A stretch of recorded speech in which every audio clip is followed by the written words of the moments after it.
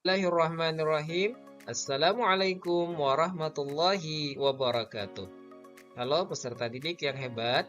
Pada pembelajaran hari ini kita akan membahas tentang sebuah konsep penting di dalam Islam, yaitu rukhsah dalam ibadah.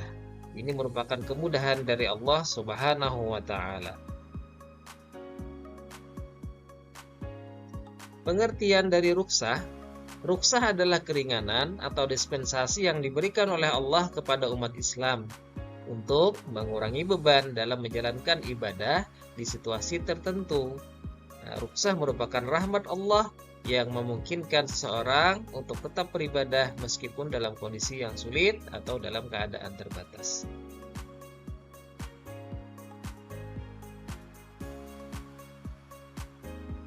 Dasar hukum dari rukhsah ini sebagaimana dalam Al-Quran surah Al-Baqarah ayat 286. A'udzubillahi minasyaitonirrajim. Bismillahirrahmanirrahim. La yukallifullahu nafsan illa wus'aha laha ma kasabat wa 'alaiha maktasabat. Surah Al-Baqarah 286.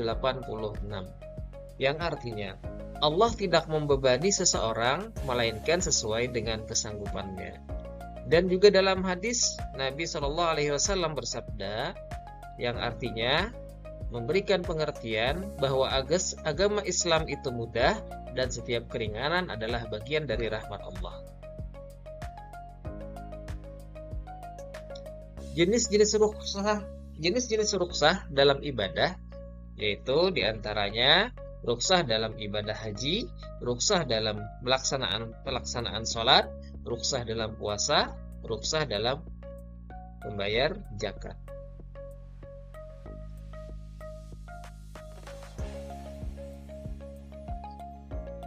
Rukhsah dalam sholat bisa diperhatikan pada gambar-gambar berikut. Ini ketika dalam berkendaraan, baik di pesawat maupun di kendaraan darat. Nah, bagaimana cara seseorang dapat melaksanakan ibadah sholat?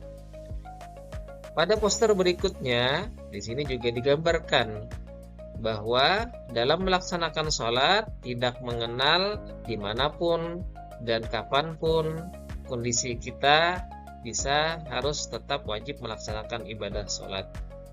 Kemudian pada poster berikutnya, di sini menunjukkan orang yang sedang sholat berjamaah di dalam kendaraan laut. Nah, dan tentunya mereka dalam perjalanan yang memenuhi jarak tertentu, yaitu dibolehkannya sholat jamak dan qashar. Poster yang terakhir ini menunjukkan ketika orang dalam keadaan sakit, mereka boleh melaksanakan ibadah sholat dalam kondisi yang mereka mampu. Berikutnya yaitu rukhsah dalam ibadah puasa. Di antaranya, keringanan ini diperuntukkan bagi wanita yang sedang menyusui anaknya ataupun wanita yang dalam keadaan hamil. Mereka diperbolehkan untuk tidak berpuasa karena mengkhawatirkan bisa terjadi bagi si ibu maupun si anak.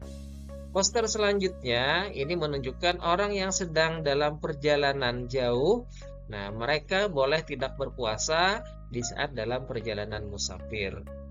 Kemudian poster berikutnya ini menunjukkan seorang kakek yang sedang minum dan dalam keadaan sakit tidak mampu berpuasa, maka diperbolehkan untuk berbuka atau tidak berpuasa di bulan Ramadan.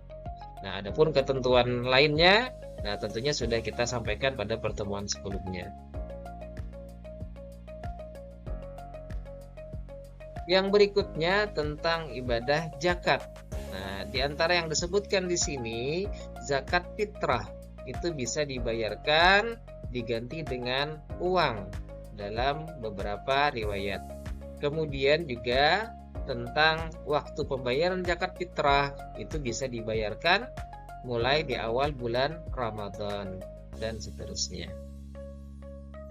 Dan yang terakhir tentang rukhsah dalam ibadah haji.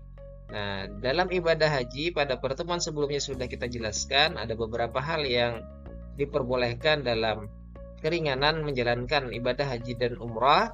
Yang disebutkan di poster ini adalah keadaan seseorang yang tidak mampu berjalan kaki, maka keringanan bagi dia boleh dengan menggunakan kursi roda dan sejenisnya. Nah, adapun yang lebih jelas itu sudah kita jelaskan pada pertemuan sebelumnya. Nah, pada pertemuan kali ini, nah di sini akan disuguhkan satu masalah yang mana ini merupakan acuan nanti kalian mengerjakan LKPD. Nah, yang pertama di sini diceritakan pada suatu hari di dalam sebuah perjalanan ada seseorang yang bernama Ahmad. Dia sedang mengalami flu berat. Nah, dan harus melakukan perjalanan jauh. Dia berencana melaksanakan sholat di perjalanan, namun dia tidak mampu berpuasa di bulan Ramadan ini dalam keadaan sakit. Nah, maka pertanyaannya adalah yang harus kalian kerjakan nanti di LKPD. Nah, di saat dia merasa kondisi tubuhnya sangat lemah dan tidak merasa kuat lagi untuk melakukan puasanya maupun ibadah sholatnya, maka apa yang harus dilakukan oleh si Ahmad berdasarkan situasi yang ia hadapi? Nah, silahkan kerjakan di LKPD yang sudah diberikan, seperti apa yang harus yang dilakukan oleh si Ahmad. Lanjutkan kerjakan di LKPD, kemudian berdasarkan studi kasus yang sudah disebutkan tadi. Nah, semuanya kami ucapkan terima kasih atas segala perhatiannya. Selamat mengerjakan.